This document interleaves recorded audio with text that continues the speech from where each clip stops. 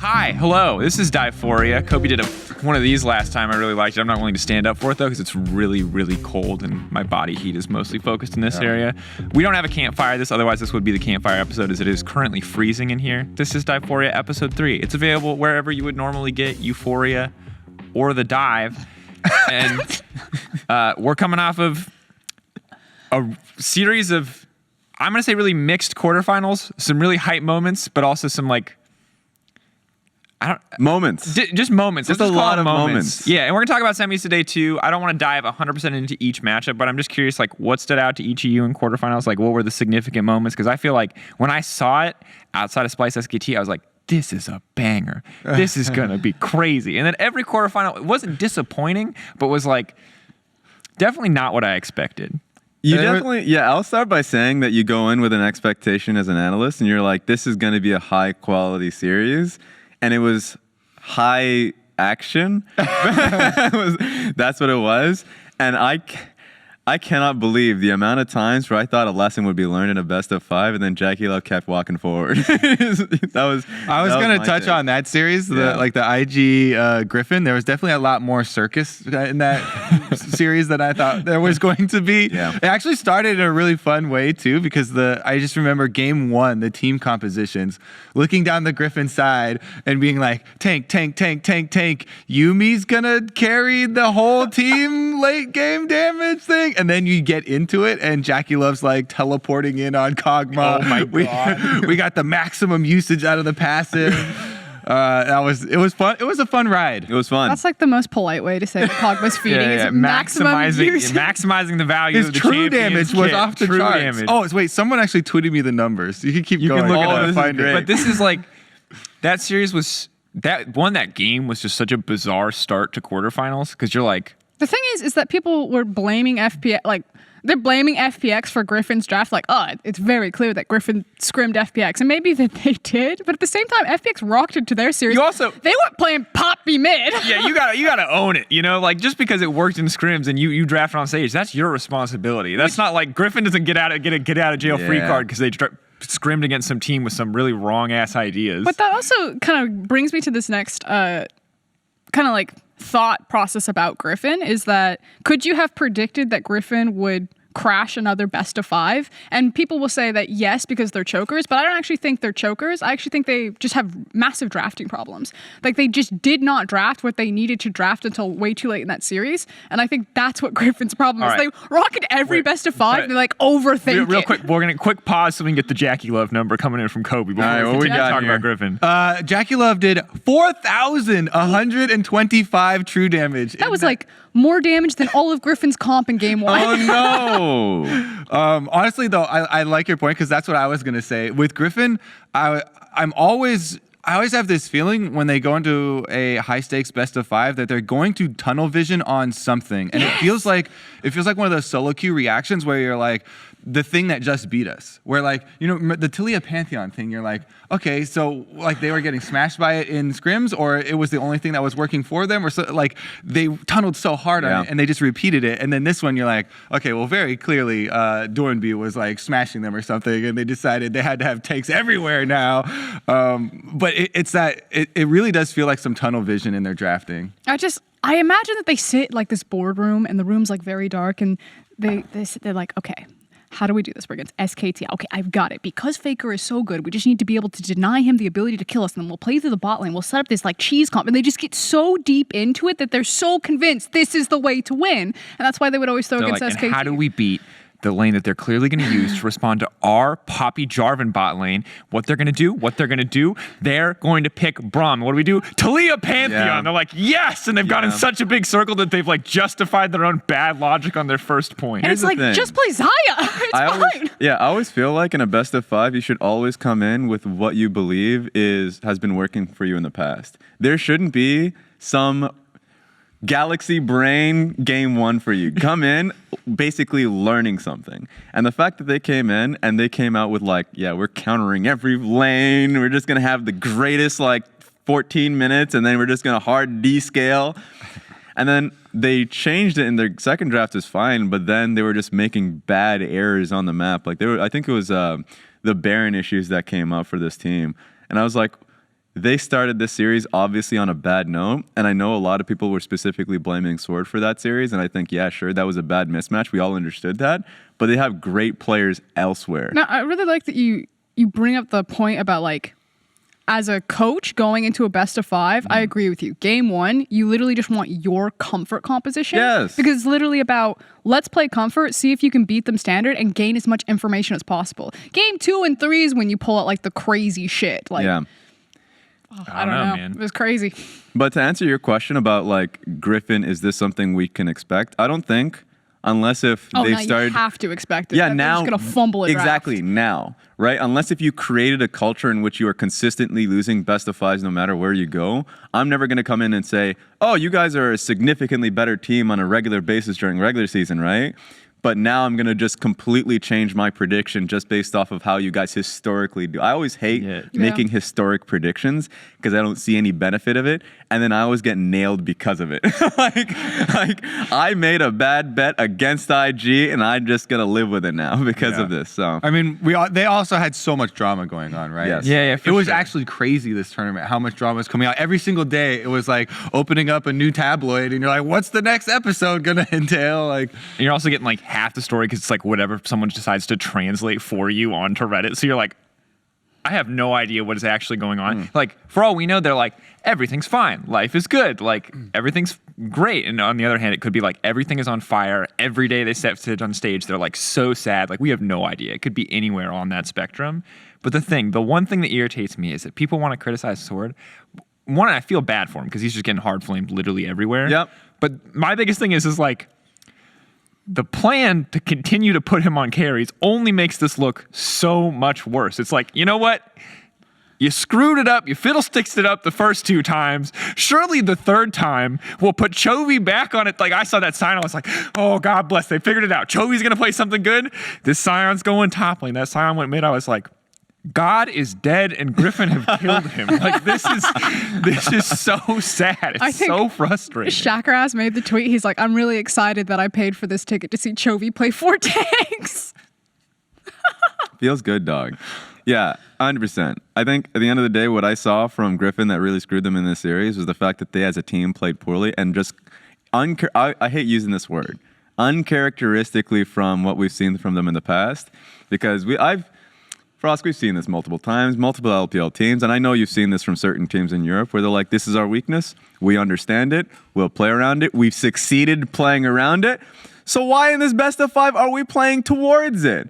Like, why in the world is now Sword being the primary, because I know that they're trying to, in their specific games in it, trying to give him a heads up in the worst matchup where you could just be going to Chovy and enabling the people who have gotten you to this point to begin with. So there was a lot that went wrong for this team, and I still will, advocate in another alternate universe, maybe with a coach. Who knows who this man is? I don't know. They had Then a they coach. could be They didn't have a world coach. champion. It's really great that the They've- guy on stage, whatever his role is, and I apologize, maybe I should know this, but I don't. But his name was Chaos, and Yes. when I was just like third game, I was like, appropriate. It's a good.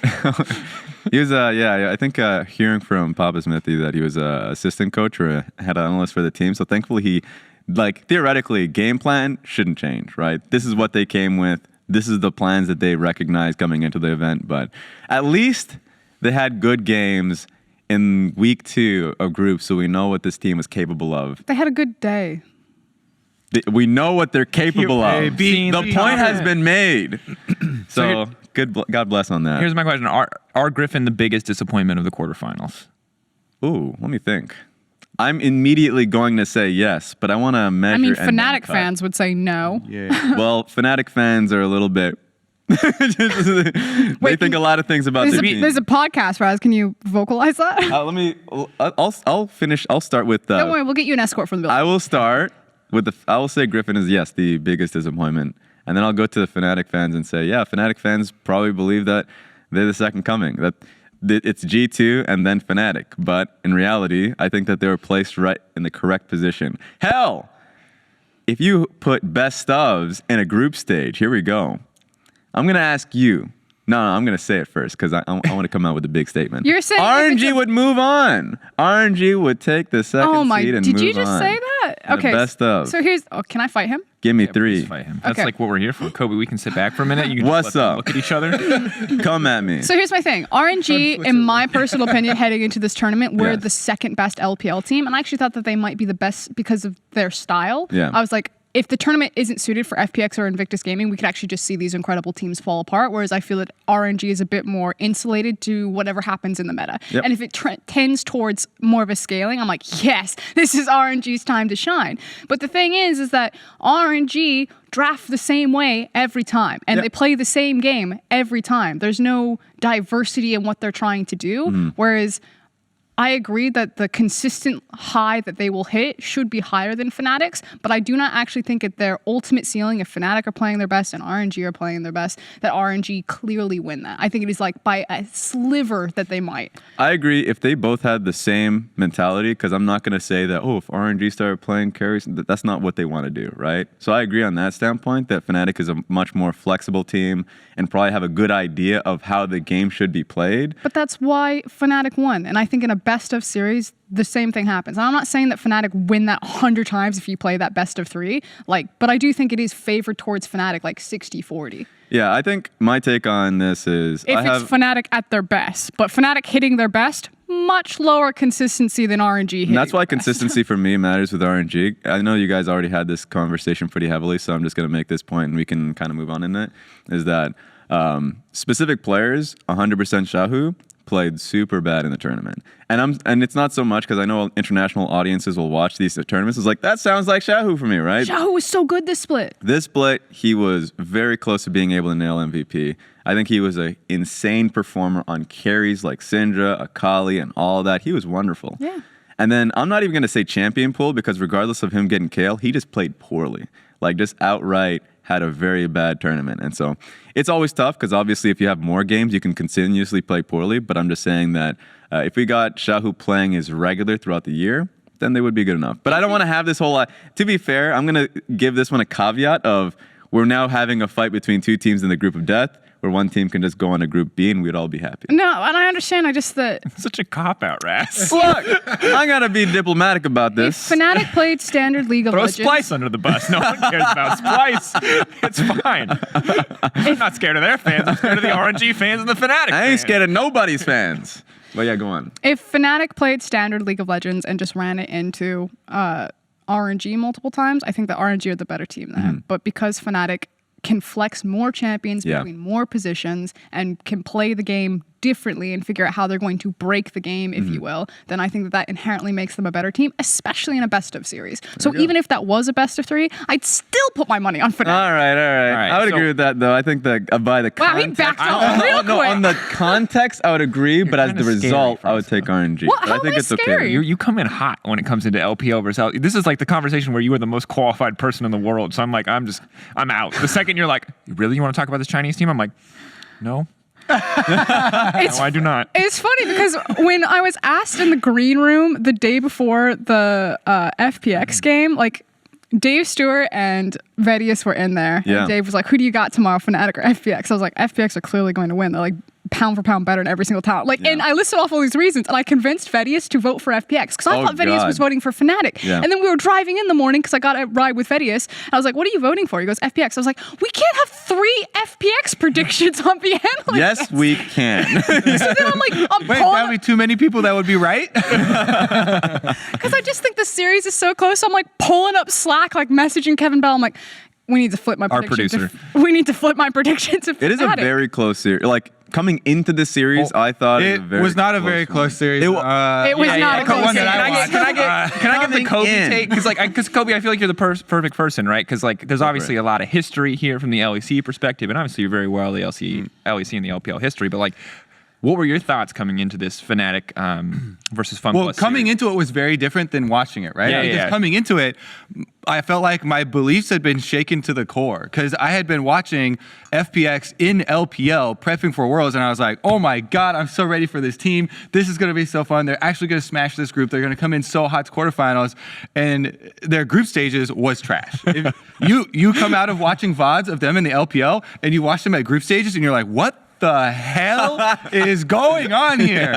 LWX is inting? Like that did not happen. He was a monster for them. Like his Lucian, his Kai'Sa, like it was insane. Like Tien and Doinb would go down bottom lane like 70% of games or something. Either you kill the overextending enemy bottom lane, or if they're playing safe, they would just dive him. And then they would take turret plates. And then he'd be super fed again.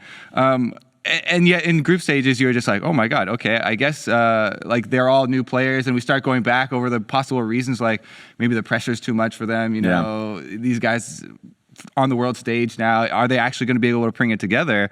That's why watching the series, I was like, okay. So I was not deceived during the regular season. And they had a very big sort of renaissance even to me, like return to form for FPX. Because I came in like, I really thought Tien was going to be one of the biggest like new entries onto the world stage, because he like completely changed the team when he joined the team, and everybody focuses on Doinb, and he's an amazing player, and and he's the captain, and you should focus on him. But I always gravitate towards junglers, a little bit of bias there, but I really think this guy is amazing. If you look at the eye test to look at his mechanics and his decision making, but then also it's now backed up by stats. I checked this morning. He's number 1 in every stat for junglers that are left in the tournament. Literally every single stat. Kills, KDA, also farm, also experience difference, also gold difference, also words per minute and words cleared per minute even. Like he's actually so strong. He did also.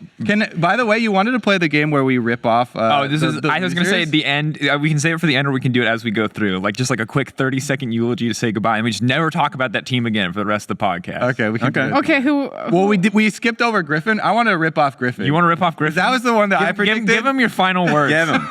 You have any final words for him, Kobe? No, just rip him off. Draft better. Oh God, rip him off. Here goodbye. lies Griffin, legendary spring and summer domestic team, playoff and clutch performer chokers. If only they knew how to draft. It wasn't just against SKT. It now should be mentioned, and every best of 5 they're about to enter. May you find a coach. Amen. Let's go. Sword play tanks, Chovy play carries. And please, Viper, play an ADC. This is beautiful. Parting words. Just get me so emotional. FPX versus Fnatic, though, this series was so sad to me. One, I was like, wow, FPX are really good. I'm glad that they are not playing like they played in group stage. As like a Worlds viewer, because like as one of the expected tournament favorites, I wanted to see them perform. And if Fnatic were going to beat them, I wanted it to be like, I didn't want it to be like FPX running it down. I wanted it to be like both these teams playing at their best. Bad news was FPX playing up there, playing near their top. Fnatic. This is why Fnatic would never beat FPX in the same way that Fnatic would never beat RNG previously. It's the same thing, which is Fnatic are a worse version of FPX. They play similar, and when Fnatic played around Reckless, and why at MSI they were never going to be RNG is because they were just a worse version of RNG. They just pound for pound talent-wise have worse players. Broxa and Hilly are not as good as Tien and Crisp. And if you're trying to play that same style where you're using like your support and your jungler to create plays on the map, and the other support and jungler are just better, and you want to skirmish a lot and be very explosive, FPX skirmish better, they team fight better, they have better talent. That was like a brick wall that they were running into. Yeah, but here's my thing. This is what is always confusing to me. So, the Europeans on the table can really explain this one for me. But I just did. I understand. Okay, understood. But the games always started out well for Fnatic. The level 1s were just poor from FPX's side, and then like this is specifically game 1 when the Rengar comes in and Whipple plays out really well to get the advantage. And I would expect coming in, all right, Fnatic are a different beast this time around. They know, because how flexible they are, even bringing Whipple onto the team as like that secondary threat that he can be a carry for the team, that they can play through top. And then that doesn't happen, that they continue to play through bot side. That's incredibly safe for FPX's side. Like all of these questions were coming in, and I was like, but I feel like they would have played this one out differently in a setting that has less pressure in Because it. Gimgoon and Bwipo are the same responsibility to the team. You have two guys that are so talented. Like Gimgoon on carries, Gimgoon on tank, very strong top laner. Same thing with Bwipo, but they never play to that side of the map. In fact, FPX will more likely play towards top side than Fnatic would ever play towards top side. It's just like, so the thing for me is one, I think just Broxa had, from my perspective, maybe some people just don't have a ton of faith in Broxa. No, he got bodied. Yeah, he had a really shit tournament. Broxa got destroyed in this series, and he made some bad decisions. But wait, because this will incite a lot of flame on Broxa, and Broxa definitely should be questioned. But just to defend Broxa a bit, because this has been a problem that a lot of people have levied. If you look at Brox's pathing, like the choices that he makes and when he's resetting, what camps he's going to and how long he's staying around lanes, this is what's causing him to fall so far behind. And you can say that's either blame on Broxa because Broxa is choosing to path that way, or that's blame on the team because his laners are calling for him to do that. And we cannot tell which one it is. So before you go in and start flaming Broxa for just being a terrible jungler, that could actually just be Fnatic are a terrible team because they are using their jungler this way, and it is a conscious decision. Yeah, so look, all I'll say is like my disappointment, because I think we've seen peak Broxa, and Broxa has been a player, especially in the second half of the LEC split, who was very self-sacrificing, much more about getting his lanes ahead. And that's a style where when it works, when you pull off good ganks, you obviously look insane and your numbers are fine. And when you lose, you really, really lose because you're putting yourself in such a deficit to go for these plays. I don't feel like we saw that as much. I'm not sure without like super watching Broxa back if this is enemy junglers are just better and he's not getting as many opportunities, or if Brox is playing more passive. But that first game, my biggest frustration was like Bwipo gets that kill. He comes back with triple Doran's Blade. Like, you are Elise.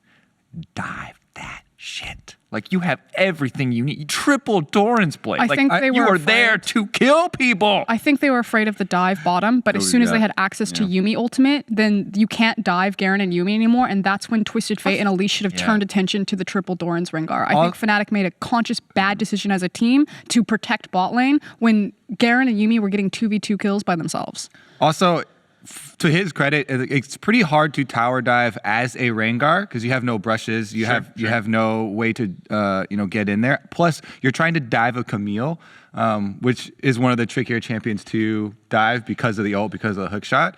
But I just want to, for at least for Brox's side, I hold Tien in very high regard, obviously. I think that he's actually been the most consistent and probably best up-to-date jungler of the tournament for me.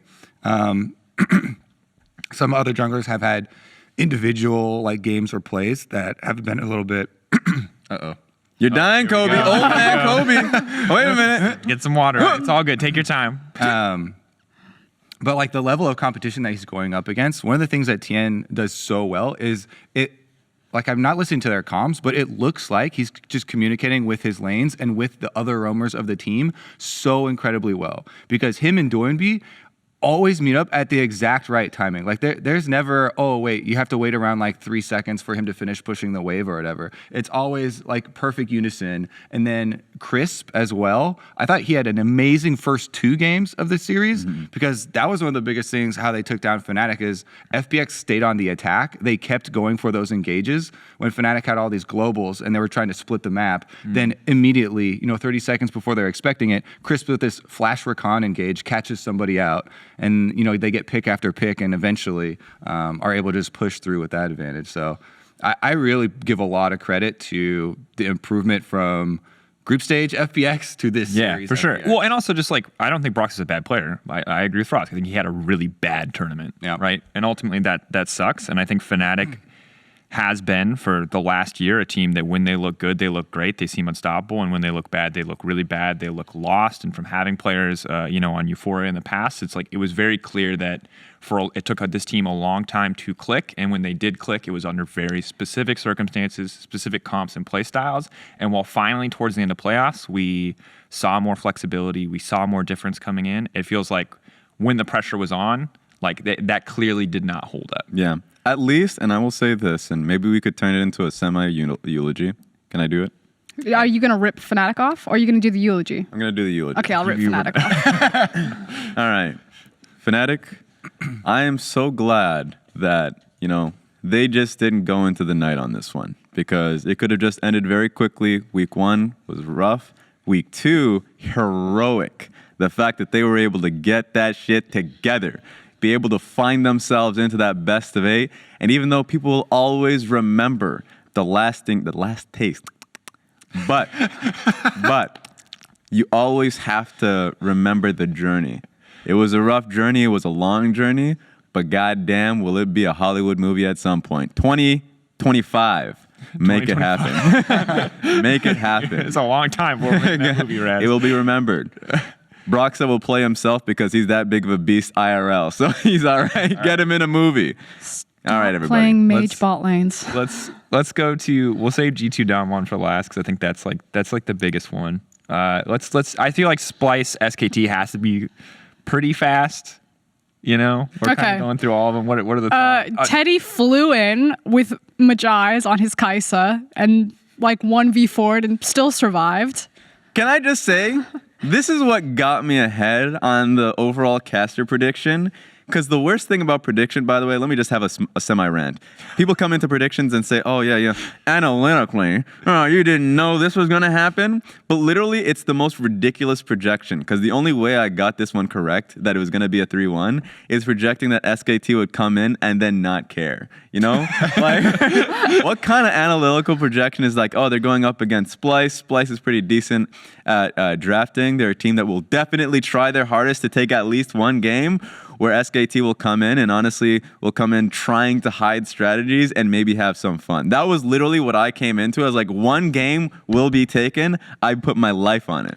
I really thought when they announced that they were subbing in Mata, I was like, oh, Raz is going to get his win. Yeah, I was like, that was my first. People were like tweeting out, oh, I'm so excited. We can see Mata world champion on stage. He's using his world champion skin. And I'm like, everyone's watching. They're memeing. You see this champ select? He picked Thresh, and then they just picked Skarner so that he can do the long Skarner pull thing. Like this is the world skin game. Just for Mata's like playground here. Yep. And I was like, well, see what happens here. You know, before you got to send Mata off to the farm, you know, you want to make sure he has one more great day where he gets to enjoy his favorite meal and I felt so have bad a good for him time and put his good skin on. And then they started losing, and I was like, oh, that's no, sad. Mata, you put the skin on too. Yeah. He was one game away Wait, from the question is, 50 if he gets his, international if wins. for He world was? skins, I didn't even have that. That's rough. if you play a game, you get a world skin, right? That's my understanding. Yes, my Okay. understanding too. And the only game he's played is on Thresh. So does he just get another Thresh skin for that single loss against Splice? I think they still get to choose. Okay. But he could. That'd be cool to have 2 Thresh skins. That'd be I good. just One for back- Samsung, My one only for request is the SKT. back animation includes him getting attacked by a snake. That would No. Oh my god.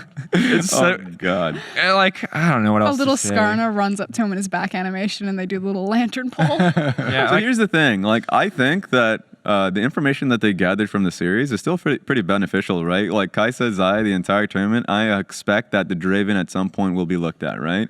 I don't That think Quinn- they're actually going to play Draven seriously. I think they were fishing for Draven bans. Or yeah, that or maybe just trying to test if it was appropriate and if we were comfortable playing around a Draven as a team in a competitive setting. I think that's something that is always tough for teams. Even if you have a great Draven player, it's like, well, can we play around them? I would in be a comfortable- shocked if they played Draven against Perks Mickey. Yeah, so I think maybe not the Draven, but for sure the Quinn, I think, is a pick that we will see. Yeah. It is just so dooming if you're a Renekton, with how high of a priority we've been seeing on Renekton picks, that finally if a team's willing to let the Renekton go just to slam him on the Quinn in the side lane, I think that's the pick that they'll take away with it and say, yeah, in the semifinals, we want to have the Quinn pick for Khan. So going into that series, I felt really strongly that Splice needed to figure out how to solve the Lee Sin problem and solve the Renekton problem. But the Lee Sin problem only existed because Elise was pretty much banned every single game against SKT, or majority of their games. And then when it wasn't, and like Clid was just grabbing it and slamming kids, then it just became about the Renekton problem. Like Lee Sin didn't even go deep enough into that champion pool.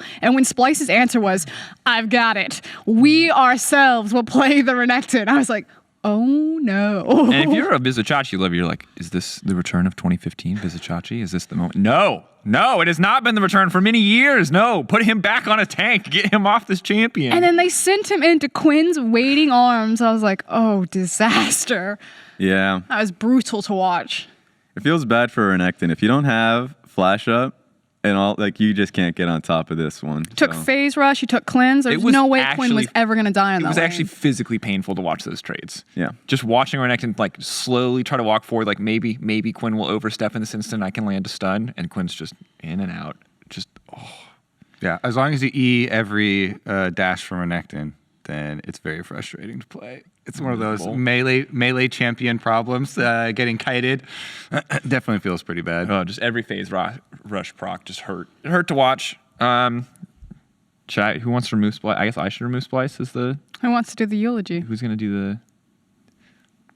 I do Splice? You do Splice. Or you wait. Dear Splice, you deserved your standing ovation. You've tried for many years to get Chachi and Xerxes on this stage. You returned after 2016. And you know what? Our expectations were low, and you met them. You did a good job. What? They got the quarters the first time at World. All right, Exactly. so Because here's the thing. No, in all seriousness, because the thing is you look at like Fnatic versus FPX, everyone's like hard flaming Fnatic. They're like, yo, this team fiddlesticks that, fiddlesticks this. And like everyone's like, yeah, Splice, great job. And I totally understand. Splice ran into SKT. They made it to quarters. They like really struggled in play-ins. They got the group of life. But at the same time, I'm like, isn't that kind of, aren't there some double standards happening here where everyone's like, Splice are the new heroes? Fnatic go die in a bin. Like, yeah, when the, like I'm sorry. Like, you know why? There's I know why. You know but why. I'm just, maybe there shouldn't be. Maybe we should just be proud of the fact that 3 LEC seeds made it into knockouts. To be clear, and they both took I'm games. proud of Fnatic for making it this far. There were multiple times this year where I thought Fnatic was boom. They took double best of fives. They went here. They had the heroic SKT day. subbed in Mata against Splice. No, sure. And but ran- I'm proud of both. But not for that series. I'm proud of Splice for making it out of groups. Yeah. Making it through plans. I'm proud of Norscarin for having 1 or 2 sick games when he was like really struggling most of the year. All He's very like, proud of that. Kabe had an amazing series. His Boom. cool hourglass outplay.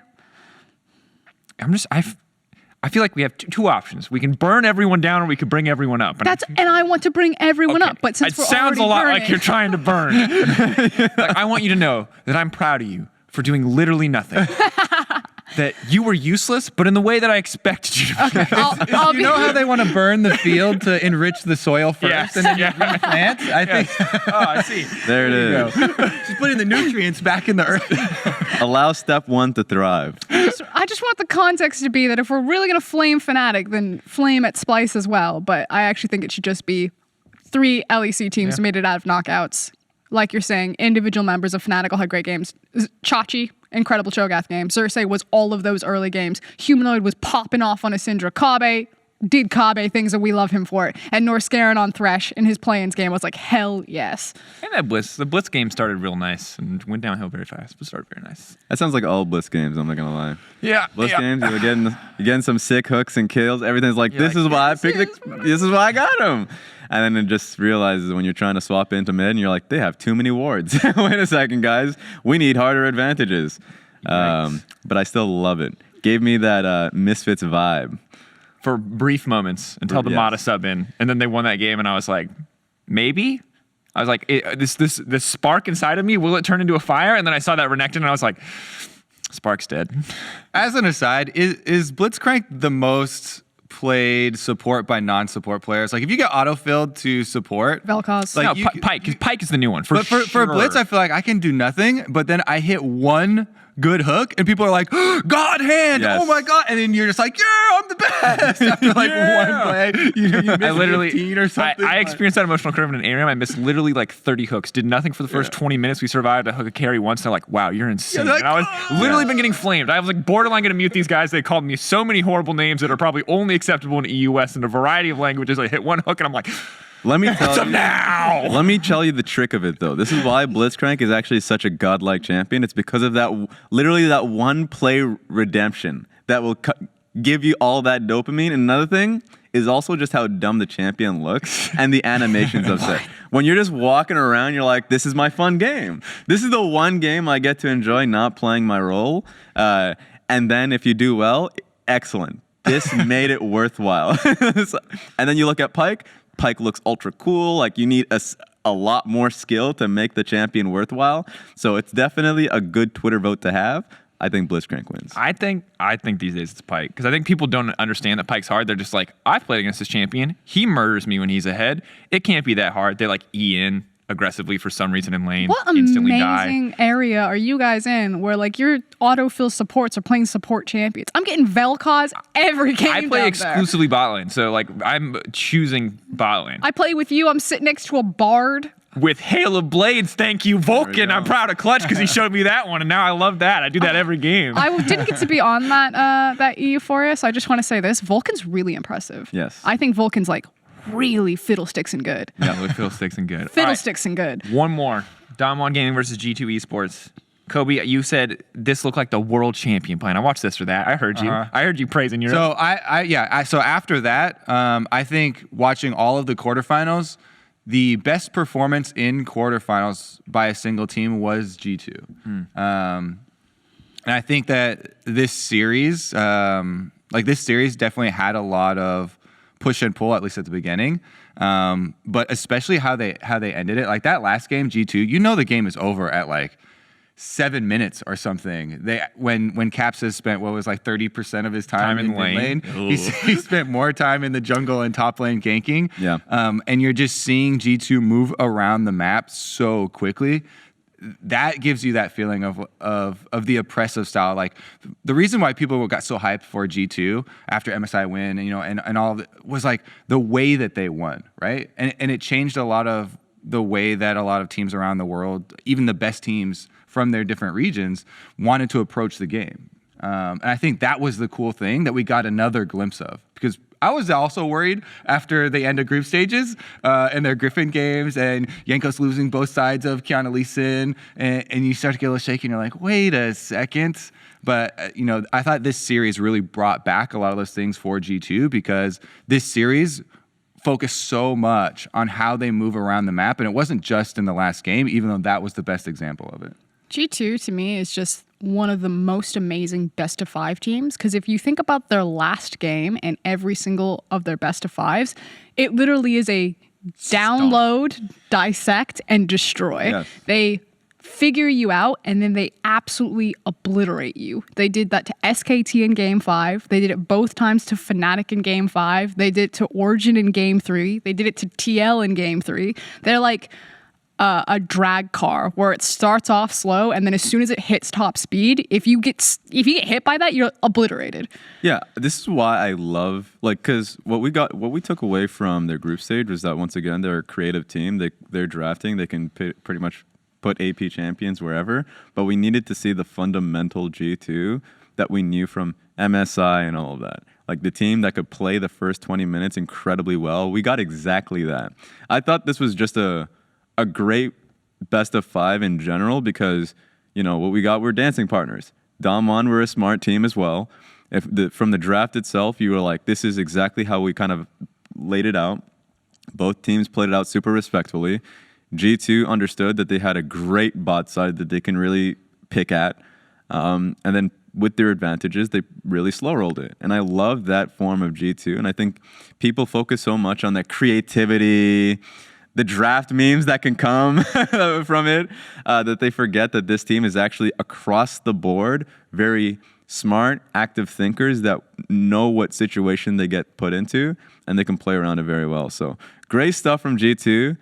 My eyes, definitely the tournament favorite. So I'd agree with Kobe's sentiment on that. People who don't watch the LEC and don't really watch G2 and only saw them internationally, like I agree with you, they tunnel focus in on kind of like the memes and the draft thing, but I think it's to the detriment that they didn't actually know that G2 were just good at League of Legends. Everyone, or people who didn't watch the LEC, just thought that G2 was only those gimmicks, and if they didn't have those gimmicks, that they would just collapse. And it's very I guess I feel very smug now getting to see a lot of people very quickly flip on G2 versus the SKT matchup, and like how much scarier and more impressive it becomes as the community who aren't LEC watchers now get to see G2 play standard League of Legends and realize, oh shit, this team can do it all. They're really scary. I think Moosvi made the tweet, coach of Misfits, and was like, yeah, by the way, G2, real good.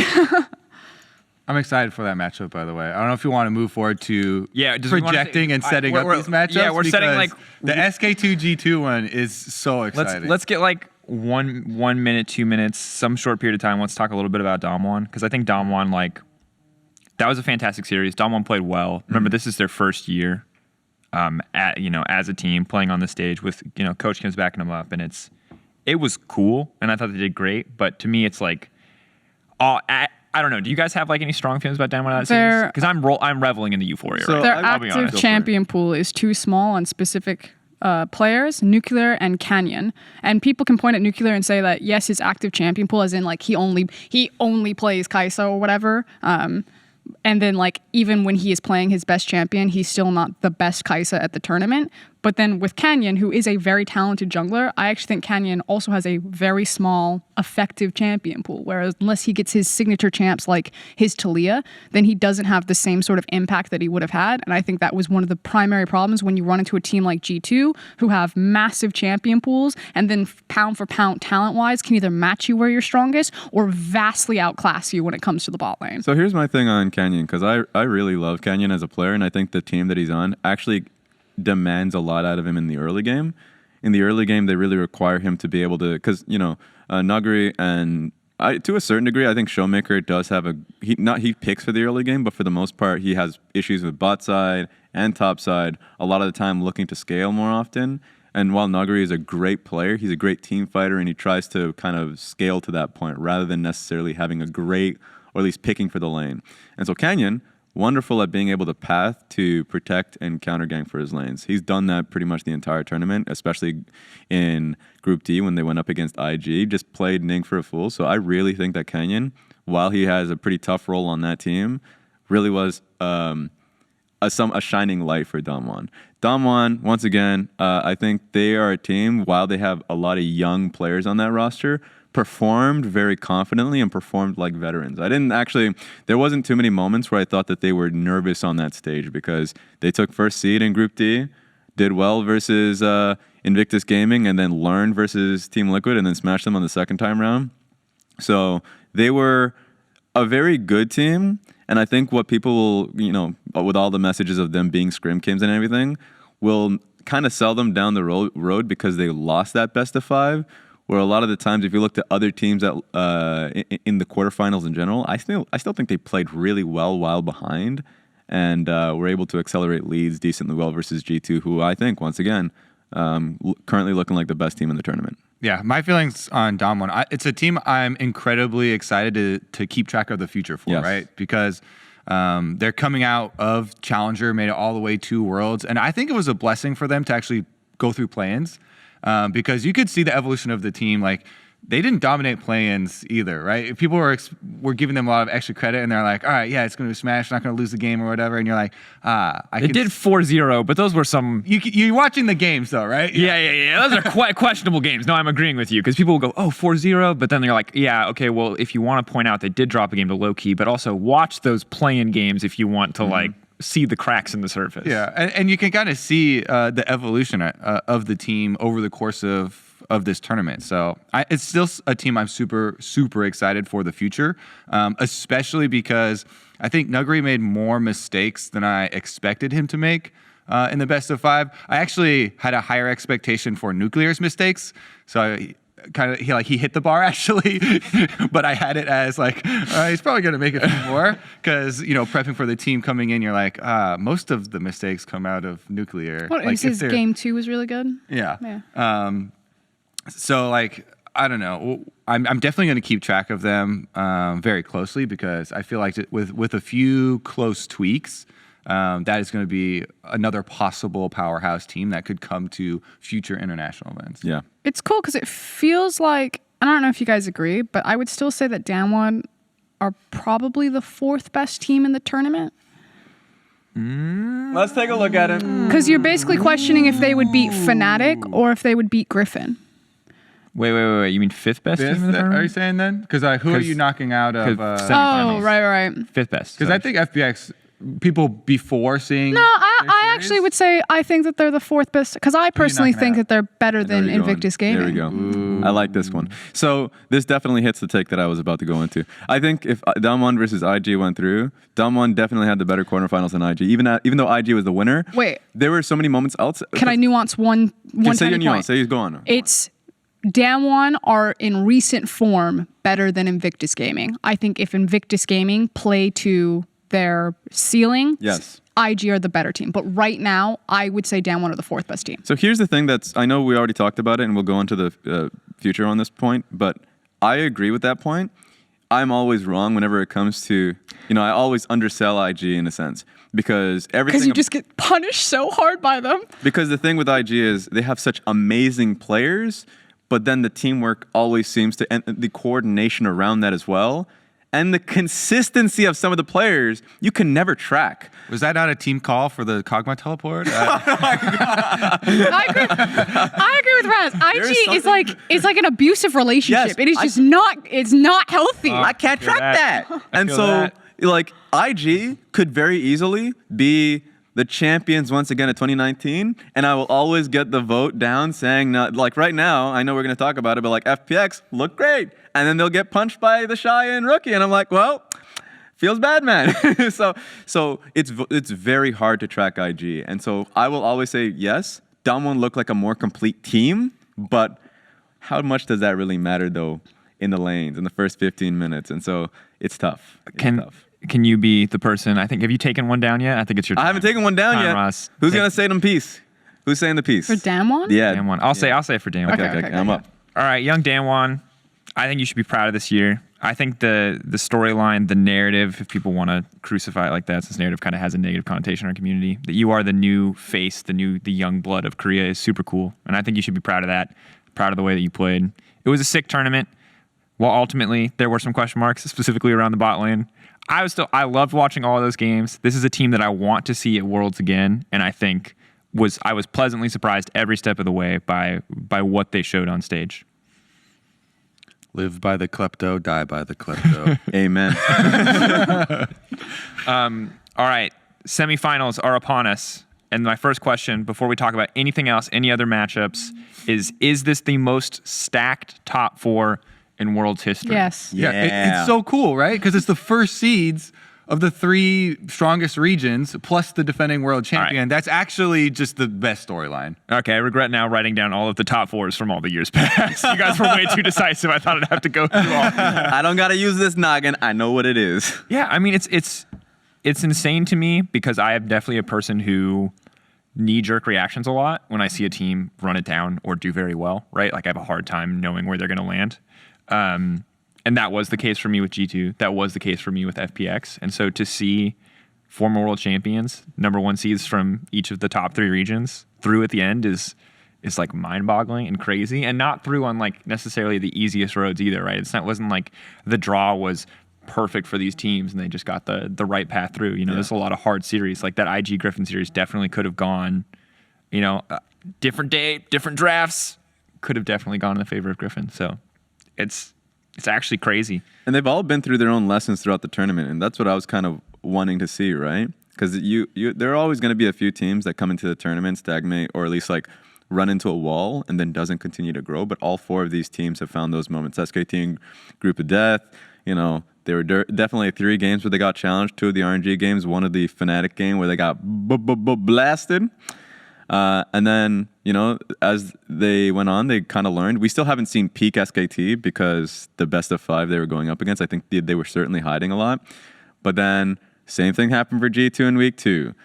You look towards FPX, oh boy, that week 1. Like, a lot of these teams ran into trials and tribulations, and they got over it real quick. And I love to see that. Makes it for a better semifinals with those lessons learned. I think we're at the point in League of Legends history where, because it has been a competition for so long, that you now have to start weighing experience so much more. I don't think it is by any coincidence that not only are the first seeds like some of the most historic organizations of all of these regions, like outside of FPX, these are your reigning world champions and then massive brands that have been around forever, built off of players who have been around forever. Yeah. It's now at this point where anything that you saw in groups you almost have to like throw away, and you have to think back, what are these teams and these players' experiences in best of 5, and build your analysis off of that. Because I think if you go back to that, it's fairly easy to see where the clear winners would be here, because that to me was the big difference, is the composure, the experience, the ability to perform in clutch moments. And I think that's where we are now. Like Faker, it doesn't matter what form SKT walk in. If they're like 3rd seed, Faker will guarantee you top 4 at least. He's that good of a player now. And I think any tournament that he shows up at, that should be the expectation. It doesn't matter what you saw from SKT. They could literally be on fire. You'd be like, probably still going to make top 4. It's actually, it's so insane. I had a couple other questions, but I'm honestly just so excited to get into it. Before I let current LPL caster and former LPL caster talk a lot about a bunch of things that I probably know nothing about, let's start with G2 versus SKT. As mentioned already, G2, and I'm in agreement, look like the tournament favorites at this moment. So if they're going to win this series, like how are they going to do it? Where is this confidence coming from? Because I mean, Kobe, in this case, you said it knowing that their next opponent was SKT. Right. And I said it as, if I'm looking at those quarterfinals, they were the team that performed the best of all the teams that played in quarterfinals. However, like Frosk is saying, I think Faker underperformed in quarterfinals, and you still give him that credit, right? Yeah. You're like, okay, he underperformed in quarterfinals. That's not what I'm expecting, though, when they go up against G2. And actually, because he underperformed and you saw the other members step up, like Khan smashing hard, you're like, that's going to be kind of scary for Wonder, because he just went up against Sword and,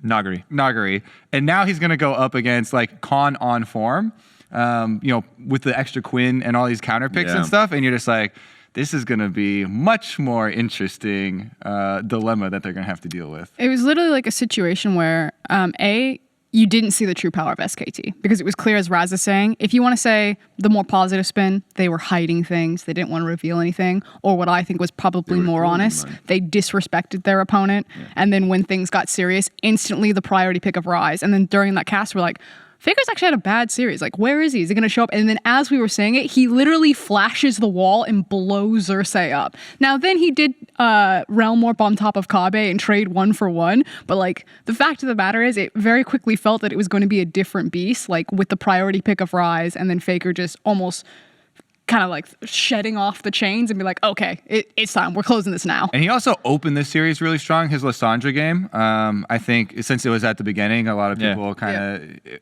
is washed away or something. It's really easy to let those games fall away. Him getting counterpick, shoving that early with Lysandra, diving on top side, getting that ball rolling for them was also very big. Yeah, I agree. I think that this is going to remind me of MSI semifinals.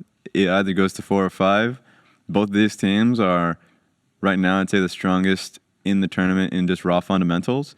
I want to be able to see what SKT would do under duress. But one thing that I think G2 had as an advantage in quarterfinals was certainly drafting, because they could play pressure on top and bottom lane, and they kind of forced Damwon's bot side's hand consistently, taking away Kai'Sa's high priority.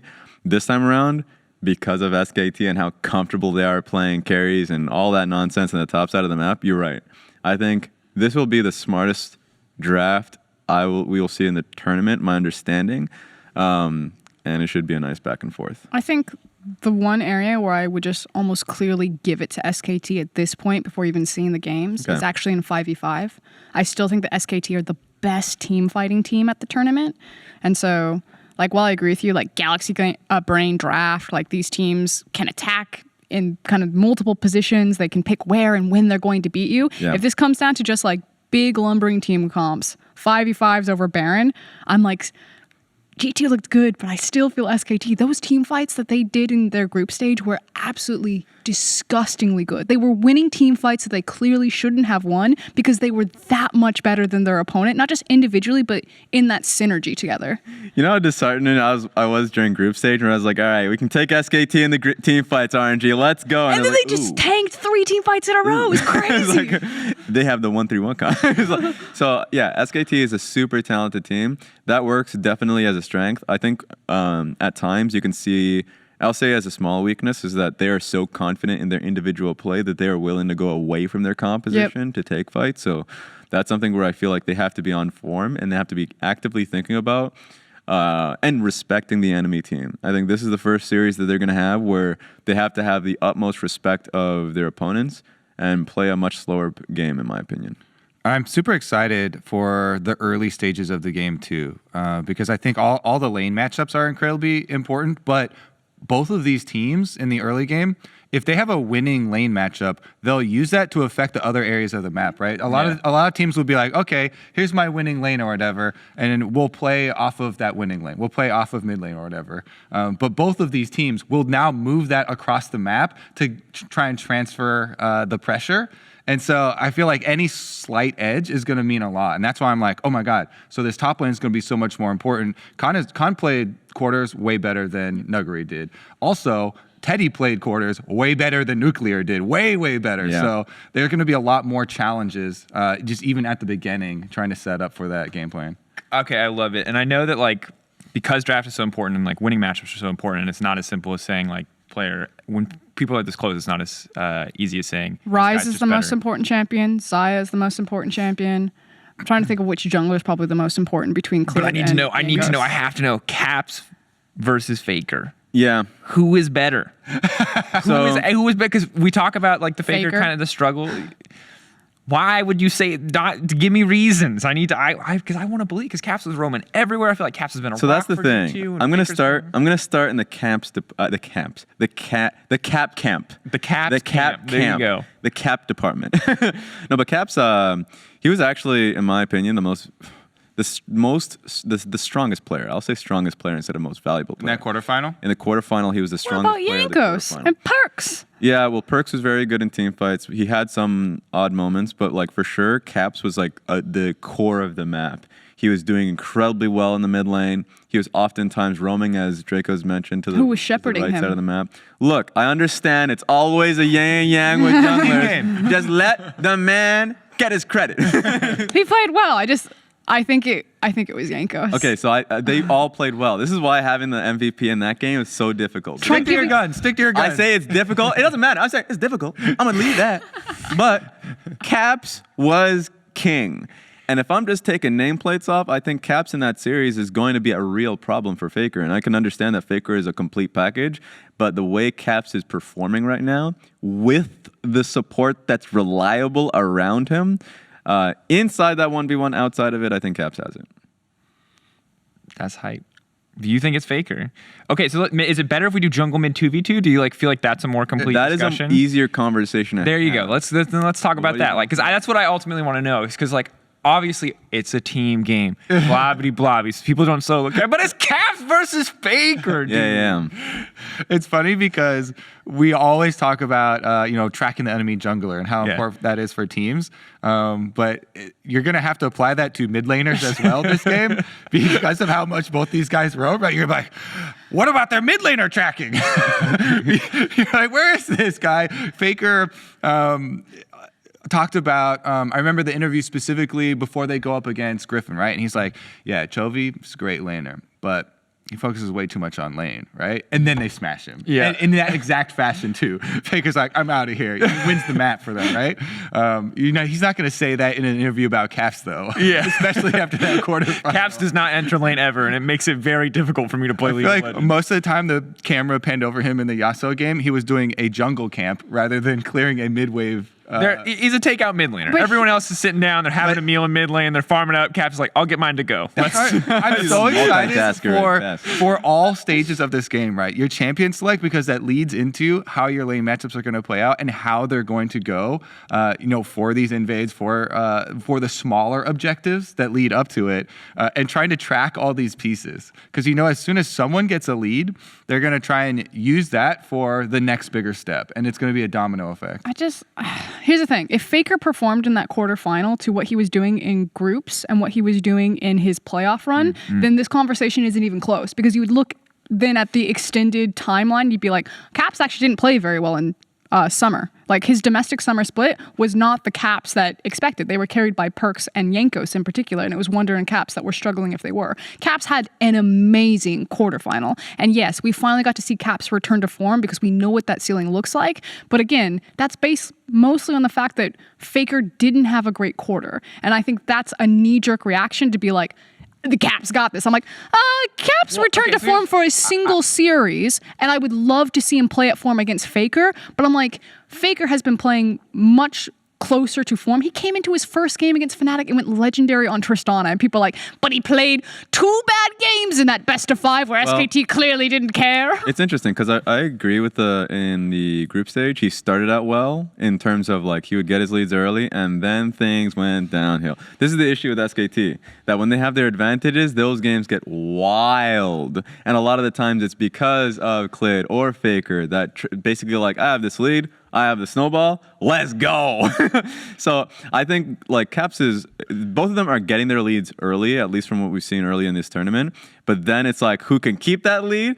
He has a hole in his bag. He's just leaking out cash. That's my issue, is that SKT is a lot more of an LPL team. A team that when they get leads, they continue to move forward at a reckless pace. That is a derogatory thing to say. So is G2. I'm like, wait a minute, it's quarterfinal. both of these teams are absolutely. very likely to take high-risk plays while they're ahead. And both of that's why it's so exciting, This is what's right? interesting. Because I agree until we got to the quarterfinals where they were hyper safe, right? Where they were like, all right, we have this huge lead, but it's like, do we do Baron? Yes. Like, there's a 20% chance this gets stolen. We're backing off, folks. It's like, I seem to remember the final game, G2 massive lead, bottom lane, Mickey Nautilus then hooks in, and you see double kill, and you're like, hyper safe. I sent him a message after the final game where he like flashes over the wall and then hooks into the wall and does literally nothing when it's in the red pit. I was like, so how'd you feel about your performance today there, bud? How you feeling about that semifinal? Because it's just like, oh my god, dude, why in the final game everyone is looking good? This could have been a montage for everyone, and Mickey and Perks are like, but we never want you to have 100% faith in G2. We always want to leave you asking at least one question. Yeah, and it's similar to like you're talking about the SKT games or like where they're over diving, right? Yes. And they're not counting people's stopwatches, or Faker dives on Veigar with ult up and gets smashed in the face. And you're just like, that could happen from both sides of this matchup. this is very true. This is very true. It does. Do we do predictions on this show? I think we could definitely do predictions. My last 3-2 G2. 3-2 G2. Wait! You were on the SKT court for the whole thing! No, I was just telling you that Faker's better than Caps. That Faker's better than Caps. Okay, all right. G2 do not beat SKT because Caps claps Faker. Okay. Like, if that happens, clearly they will win. G2 beat SKT because they're a better team. Yeah. Because it's a team game. Yeah. This is funny because like me and Frosk will always have these back and forth arguments all year long. Right? I literally just played devil's advocate just to wind you up. I swear, because it's like, all right, so what's the result? Oh, we agree? What were we talking about? Why did we fight for 30 minutes? But yeah, I think G2. I would. My prediction would be G2 as well. I think it goes to 5. But you were just on the SKT. No. That's the craziest thing. Now I'm like, well, I have to go SKT. Hell no, this is not right. We can't have We can't have this. So here's the thing you have to understand about Raz and I. We've worked together for so long that when Raz goes into one of his points and I'm listening to him, I'm like, okay, that's good information. And then Raz starts to waffle. People are like, why does Frost run it or cut Raz off so often? It's because I'm just thinking, I'm going to run head first into this guy and I'm going to get a reaction out of him. And you always do it. Wait a minute, because I always go through all the possibilities. I just want to lay it all down. And then strike, and then you just go in. And I'm like, all right. Next time we'll put you next to each other. No, because then we need to fight. No, it's fine. The fighting is fine. It's just I feel like Kobe's like caught in the middle. It's like the mom and dad are fighting, and Kobe's just like, it's all right. I'm just here sipping away. yeah. It's like, sweetie, it's not you, okay? Mom and dad are just having problems right now, and you're like, okay. Like, put your headphones on. Listen to your music. I will say, the positive about all of this is that to start this podcast, I was super chilly.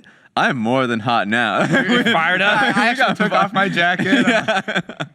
Kobe, are you gonna swap to SKT? What do you think? I for sure am, because whenever there's one where I can make a very convincing argument for either team, I think that should be representative, right? Yeah. I mean, after the quarterfinals, yes, G2 did play better than SKT in the quarterfinals. But it's very easy to make arguments that SKT will play better versus G2. And because of the volatility of players on both sides, you can, like, everyone's going to be like, oh, yeah, 3-2 because it's so close. Not because they think, oh, it's definitely going to go to 5 games. Because you don't know. Yeah, exactly. So I will always, whenever I make predictions, I think 3-1 if it's more of a drafting thing, right? Like, for instance, if it's like, if one team's is better, but then they are susceptible of one bad draft, right? Or at least something that they can't necessarily play through, but then they can still finish the job when they have it. I usually will side with 3-1s, Yep. but usually if it's a 5-game series prediction, I'm like, either both teams are incredibly messy in game and will find this long drawn out series, or they're both very back and forth, and it could just be a thing about which one side being, like, let's say if it's blue side, being a lot more protective for both teams. So I think it's the latter. I think that one team will find a pick. I think red side will be a little bit more important just because of top lane counter pick with how Khan and Wonder will probably trade matchups. I think that's a little bit more important, so I would say that's why for me it'll go 5. I just think that there's too many flex picks right now between both these teams that counter pick on a solo lane actually means so much less.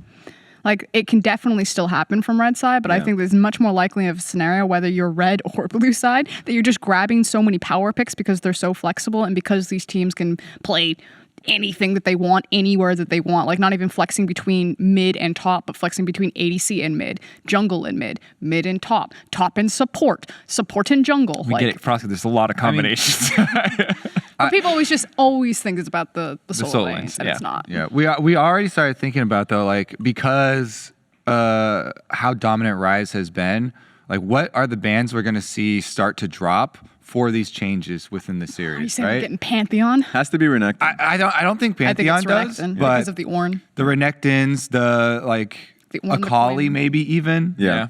I think Xayah probably. I mean, the Yana, question is, bottom like, lane. Elise, Yeah. Renekton, Xayah, I think are the champion. Rise will be the champions that are played it's around. hard for me to know because, like, I was kind of waiting to see Kai'Sa versus Xayah, especially in the Dom 1 G2 best of 5, and it seems like neither team wanted to risk it. Like, I thought at some point the strategy would be like, all right, we want one of the two good AD carries, but teams are very clearly still willing to try to ban away the Xayah and then take the Kai'Sa or try to counterpick the Kai'Sa, which I think is like it's a hard task. I think you're innately at a disadvantage anytime you're going up against Kai'Sa with anything that isn't Xayah, unless you execute flawlessly. I think there's a lot of burden on you to do so, but I honestly love it because it just feels so contentious. And I think that most series, it feels like after game 1, the bans are decided on, and you pretty much can go through there, and unless one pick is disgustingly OP, you swap maybe one thing. But this feels like a series where in between games, like, you could be swapping 2 or 3 bans out for a completely new strategy. Yeah. SKT, I really think they should deny at least the Xayah from perks because he just looks insane on that champion. And I think that they should never waste a ban on Qiyana until a member of G2 wins a game because of Qiyana.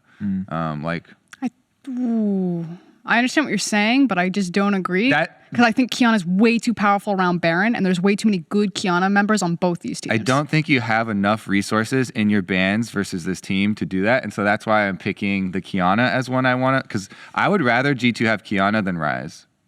Yeah, that's fair. Given Yanko's performance on Qiyana, it's like pretty safe. But that's why I also said until one of them hard carries on it. Yeah, and then because you're like, I'm like, yeah, one of them on paper, lanes, even Yankos could do it. Like, I agree with that because I do think that Ryze is more valuable than Qiyana, but I think that Qiyana is just so broken when you have so many scaling champions, and you can literally just have a Qiyana and, like, let's say a Xayah, and you could just be like, you will have to come to Baron eventually, and if you don't play perfectly around this ultimate, we will auto win here. And it's bullshit.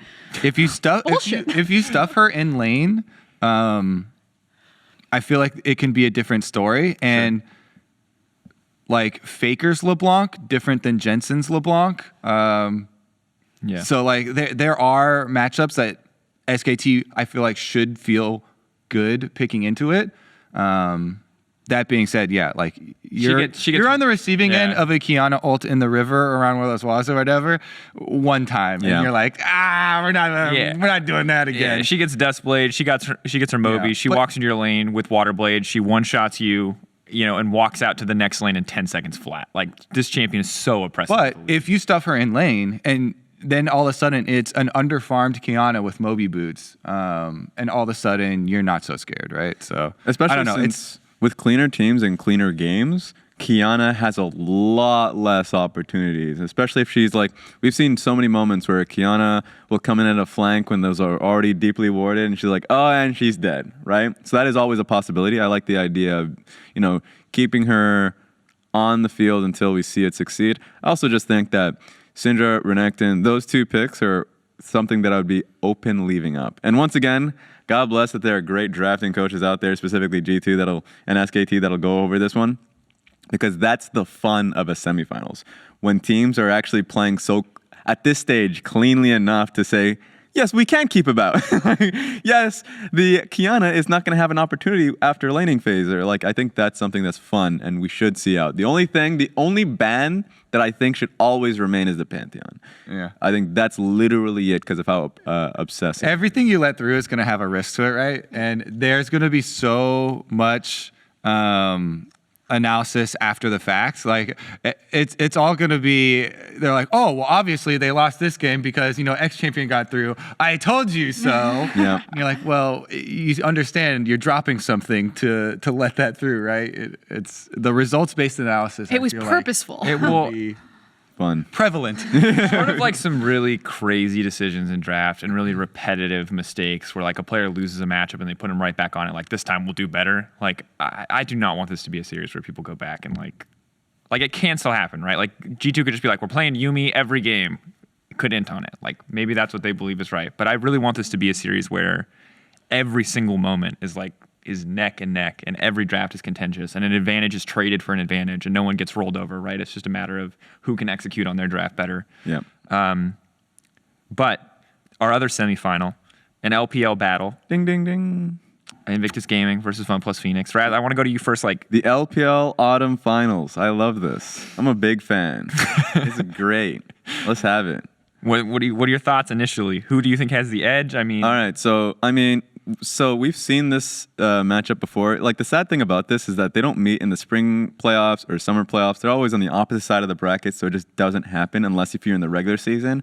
And the funnest one was the summer best of 3, because I know this Reddit thread was out there already, so people already has this information, but the only series that FPX lost this split was to Invictus Gaming.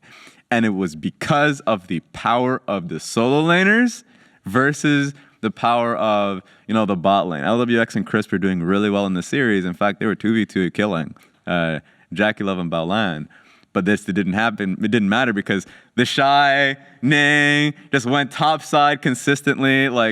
Rookie was constantly up there with his Talia game. This is such a fun matchup. I will say my immediate takeaway is that FPX looks like a better team.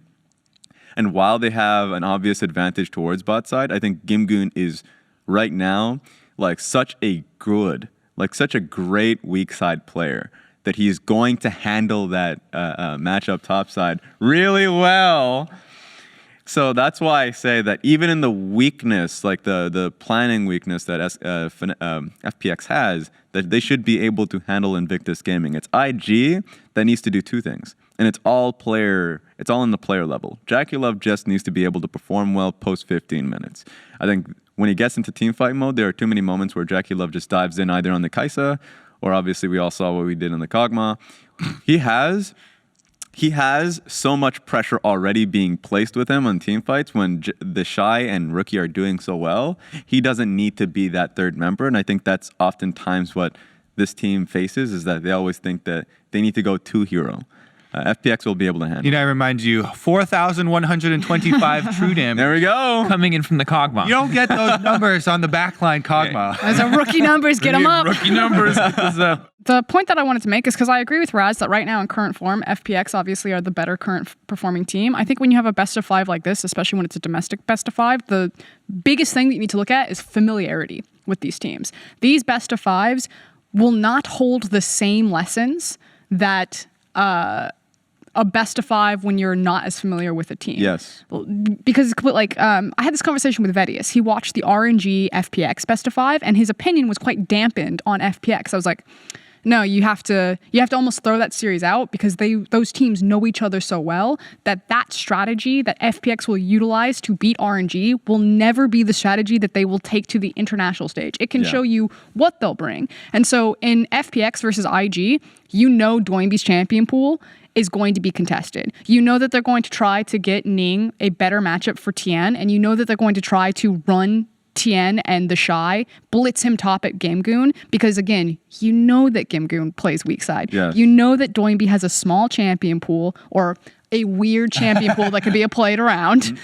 And you know that like you want to set up your solo lanes. But that doesn't mean that whoever wins that will be the strategy that they take into the finals. And I think that's the most important thing, is that the rules of the tournament still kind of exist, but you throw everything else out because like these guys have played together for years. They know. Yeah, and just so people know, with the Doinby's champion pool, we're mostly talking about blind pickable champions. Like there are a lot of blind pickable champions past the Rise that he actually doesn't touch.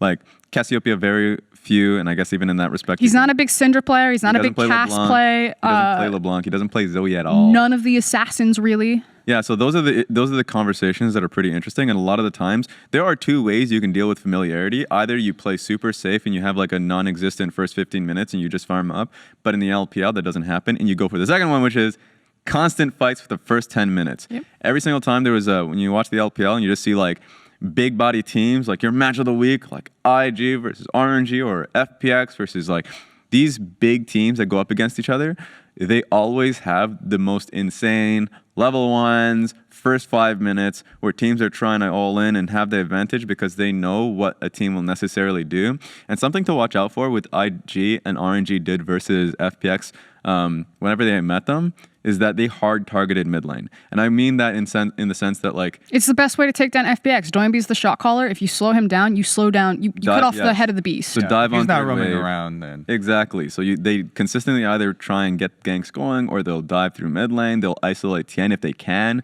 Like these are things where those teams end up going for it, but it still is a competitive game. And FPX most of the time actually will win still because Tien is still such a smart jungler that he'll find other opportunities. And that's the thing. It's like Invictus Gaming will always have a shot in this series because Rookie is so good. Yeah. And if you hit with your best player, one of the best mid laners in the world, exactly where FPX need to protect the most, because Doinby really is the brain of that team. If you just smash it, then Invictus Gaming could very easily win the series or at least take games, and then that's when you're needing to rely on the fact that Tien is a better jungler than Ning. The bot lane is more consistent at this tournament than Jackie Love and Baolan. Crisp is a much better support than Baolan. That bottom lane, by the way, is going to be fun because for how good LWX and Crisp have been, like the nickname, I think you coined it, like the shotgun for LWX. You coined that name for a reason. Because he just goes. He fiddlesticks goes in. This was the year he actually played the most, necessarily respectful. I think Chris smart. made LWX look much better than he. But it was like he's good, but Chris made him look amazing. It was a two-way street because LWX didn't need to make those all-ins anymore. He didn't need to just like kind of just Kaisa ultimate in. Funny enough, I know that's how he started his Worlds group stage. But he didn't need to do that any longer. He actually played such a consistent game throughout the split. But in laning phase, they always go for 2v2s, regardless of where the jungler is necessarily. Like, if the jungler's topside, you'll for sure, Baolan and Jackie Love will look for a fight. And if that's a challenge, LWX and Crisp will take that fight, which makes this series hilarious. And I think is going to be a good act. I know when I mentioned the last semifinals, how like the pick and ban will make sense, you'll follow it through and through. This one is when there's so much familiarity. There's so many mind games happening. Yeah, that you'll be like, but why? Why is there a Zac ban here? This champion is garbage, but something tells me they know. Ning's like, damn it, how did they know? How did they get this information? It's funny because if you're coming off of their performances in quarterfinals, you're like, FPX performed way better in quarterfinals. Why is not everyone just immediately giving the edge here over to FPX? Clearly, they were all on the same page, clean games. Meanwhile, Invictus game were all over the place. Jackie loves teleporting in. Rookie has some bad games. He has some good games. Whoa, what? Where's? I mean, so far the most memorable part of that series is the Kog'Maw damage stat that we keep bringing up, which is not a good indicator for IG, despite the fact that they did play very here's well. The thing that's competing with that is the shy on Kale, flashing it in and just hard carrying, and you're like, yes. Solo lanes, though. So here's my question. You've talked about the strategy that like IG can take or should take, which is cutting off the head of the snake or cutting off the head of the beast in this case, shutting down Doonby. If they don't do that, is this an FPX favored matchup? Yes, absolutely. It should be. Damn. For sure. So doesn't that give just a huge edge to FPX? It's not huge because Rookie and the Shy are that good. It's always the matchups, especially in the meta where it's like, it's always the matchups. And, I gave a lot of credit to Gimgoon, but it's just that one day. And we're talking about counter picks. The Shy wants that man. He wants to get that matchup. And he's going to have like a 20 CS advantage. And it's always going to be a question of like, all right, we're going to concede Dragon because we need to get this man out of the lane. Those are the challenges that FPX has to face, and I think that's what makes it a lot more open. I will say this. The domestic split results and the series, so that best of 3 between IG and FPX, sometimes those best of 3s really do matter, and sometimes the teams take them very seriously, and there are good learnings that you can take away from them. But the LPL plays more games than any other region. They travel around for their games, and sometimes they don't mean anything. Sometimes the teams just show up. They're like, I'm 40 weeks in, I've got 300 games behind me, and I'm just sitting down and I'm going to play this one. So I don't want people to just tunnel in on the fact that IG have beaten FPX in a domestic game, because sometimes it doesn't. I will tell you this, because a lot of people, I even mentioned the point of them losing the best of 3 versus IG. But they also went to all 3 games and lost games to LGD, to Victory 5, to teams that are not playoff teams. That's also LPL. It happens, right? So those are the fun moments to mention of. This is the most serious you can be. And I love this best of 5 to death. Of course, I already told you it's going to be FPX for me, but I want to see Rookie and the Shy get into it. And Ning. He is looking so much better these days, too. All right, shall we just continue with our predictions then? Yeah. Kobe, I want your take. What do you got? Both sides of the argument. Yeah, because I think I am still going to go with Invictus Gaming because, and one of the big reasons is the performance that we saw and the kind of lack of reliability of FPX to perform on the international stage. They are going to have the extra added thing of being familiar with Invictus Gaming, which is making me kind of question it and be like, they know them so well. Are they just going to be like, oh, this is like another, LPL series versus IG? Is that going to take away some of the, stuff we saw in group stage? Like, are they going to kind of sink back into old habits? Which makes it kind of hard. But I'm just like, IG haven't gone through so much this year, Rookie having to step away, take a break, all their drama with Ning, subbing him out even, and having to bring him back in. Even with all that, them coming back to the world stage, it looks to me like they are regaining that cohesiveness that we saw that led to the world championship for them. It's a very risky pick, I feel like. This is definitely one of the ones I don't feel super confident in, but I think I'm still going to stick with IG. There we go. What's the score? Because we got scores in the last one. Everyone's like 3-2. 3-1 FPX. 3-1 FPX. Kobe, 3-1? 3-1. 3-1. I feel, because again, you default to 3-2s when you're like, oh, it's pretty close. I don't know either side. But I feel like this one is going to be one side or the other. I don't think me, it goes 5. I'll split it 50-50 down the way because 3-1 IG. But I honestly, luckily I'm not a color caster, and the only thing you'll have to go off is my pick'ems. But I really, really want to see IGG2 in the finals. Actually, IG versus anyone, because what it means to Caps beat versus rookie for both caps and perks now is monumental. And if I could write the script, that's what I would write as the final. No and offense they're to the Faker. defending world champions. It's always hype to have the defending world champions have to defend it in Up there for the belt, final, you know? right? Yeah. Yes. My God. All right.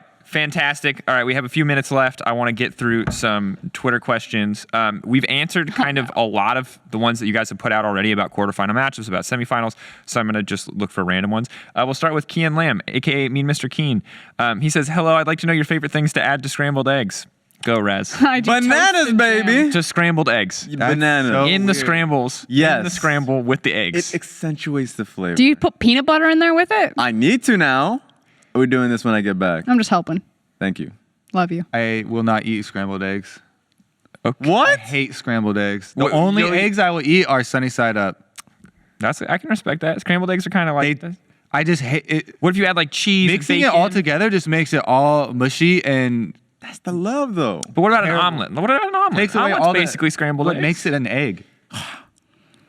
So you just eat like some goop. This is Huh? a lot hotter takes in the egg department than I was expecting. I thought it was gonna be like cheese and I have a pepper. very weird and strong position on eggs. So this isn't like Wait, here we go. This is He's a like, surprise Invictus question. Gaming will win, and this is how I eat my eggs. Wait, Frosk, are you gonna tell them about your Everyone makes fun of me, but it's not that weird, especially coming from Banana Boy over banana there. boy over there is very weird. Bananas we are, actually have some weird egg people. that's what I'm saying. This is not what I expected. Okay, so I take a piece of toast, I butter the toast, I then put jam on the toast, I then put my scrambled egg on top of the jam, and then I salt the top, and then I use it as a delivery surface into my mouth. It is a breakfast sandwich, and I don't know why people think that's so strange. If I just ate the eggs by themselves and then took a bite of my toast, Bananas, and you're giving her that look. I don't know. I it's kind the of. same thing. I approve more of this because you're masking the scrambled eggs. Like scrambled eggs are just trash. So do as much as you want to it. What's the point of having the eggs if you're gonna take what?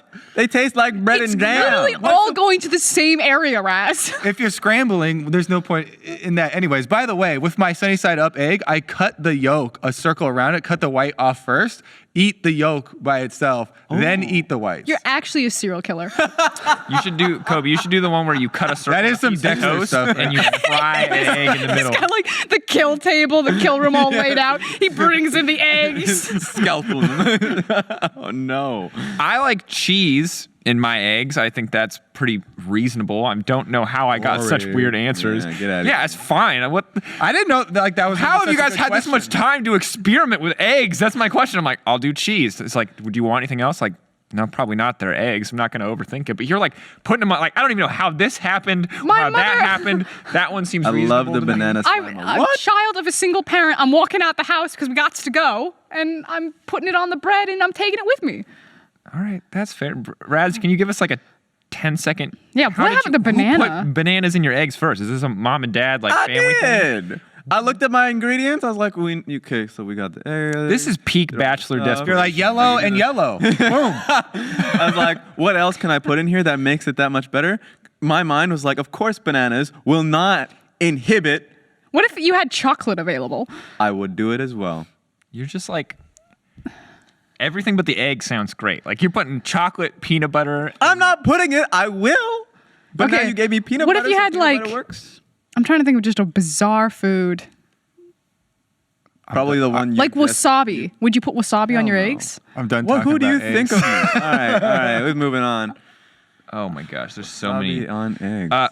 Let's. My favorite story from Raz is that for no. the longest time when we got into China, he kept trying to find milk. Yes, milk. And you kept ending up with yogurt. Yes. Because in China, in the supermarkets, especially if you go to just a convenience store, because this guy will never just go to a traditional supermarket, but they have dairy products at the bottom, and if you don't read the Chinese characters, you can't figure it out. And the milk carton It's looks always in the exactly like carton. the Who yogurt puts carton. yogurt in a milk carton? So the amount of times he would try to drink milk and then just get yogurt.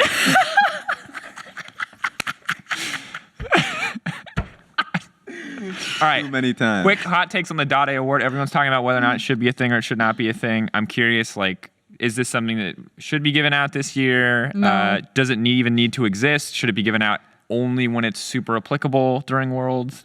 I think no. Should it I just think be only dead? when it's super applicable. I think Okay. there will be a very obvious take. Do you think it's fair to give it to TL? Otherwise, you. It has to water be a down player. it. Yeah, it has to be a single player. Oh, okay. Yeah. Otherwise, European fans would give it to Fnatic. 'cause If they're you disappointing. wanted to could give also it to try a to give it single to- player on the team, though, I know everyone was flaming Jensen. Yeah. Yeah, it was pretty rough. Maybe He Jensen. had like a rough moment. It was an okay tournament. I would say for me, mine was Shahu. just because of how strong of a split he had, and then there was very obvious moments in those games. But once again, I think it's very tough to say because you already know these players too well.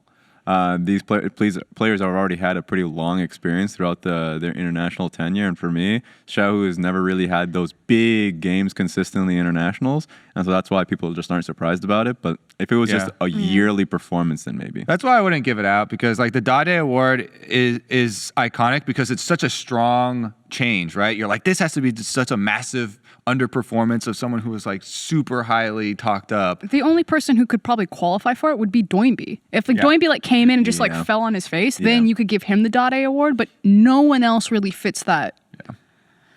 True. All right. Final question. God, you guys have a lot of like really dense questions. We only have a minute. Can I have another food one? There's no more food ones. All right. As Ocelot said, this is from Kieran66 Vlad Barbu. Sorry if I forgot to do everyone else's nice names. name. There's the middle one. As Ocelot said, is Perks a candidate for greatest player of all times if he wins Worlds? Well, unfortunately, the greatest player of all time is in this tournament. And is playing him. And his name is Faker. Yeah, so probably not. Greatest European player ever, though. I think he's already got that title. Yes. I think Divephoria already... when Divephoria did that cooldown and he said... Perks is now the face of European League of Legends. I was like, someone find Reckless. Ooh. Like, dig him out of the ground. Like, Divephoria just killed him. And I actually think that he's correct. I think you get for playing Garen. I think Perks is becoming... I think he has surpassed Reckless as the face of European League of Legends. Yeah. What a face. He's won a lot more. The hairdo is creeping me out. This is such a good bet. I think I've had that haircut. Betting for G2 on a perfect anything is the easiest win of your life, by the way. They will never 3-0 another team after that Team Liquid final. It's 3-1 or 3-2 at best. So if Perks is ever like, oh, I bet you can do this, get good stakes, because this is how you get crazy hairdo Perks every week. But yeah, I'd say for Perks, a few more tournaments. You know what I mean? Because right now Faker's hit that for a while. And the next person you would say is Uzi because, once again, consistency on that level. But Perks is starting on a very good foot. Who's third?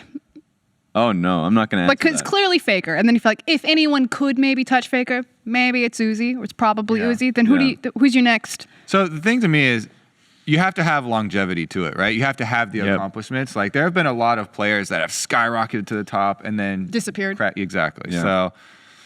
I feel like you really need time to accrue those. Like, kind of what Raz is saying, Perks is in a good spot to earn a lot of those. Yeah, but if the alternative is Rookie wins Worlds, Rookie is probably third, if not second. The Shy is in a great spot to win a lot of those. I would say third to the answer probably would be Rookie, gut feeling, just because, he's already got the international title. And a lot of his regular season splits was about him. Yep. And so I would say closest, maybe him. I hope that I just haven't forgotten some core player that's just... Someone's going to point something out. I'm feeling the Shy pretty strong. Luckily, we can cross Mata off the list after that performance in the quarters. Sorry, Mata.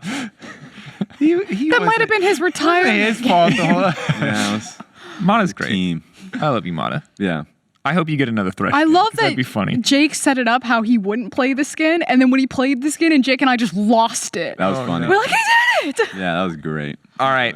This has been episode 3 of Divephoria. I believe we're doing another one before finals, so get ready for some hype semifinals matchups. This, like we said, the most stacked top 4 in World's history. This is going to be one of the best weekends of League of Legends ever. I really hope.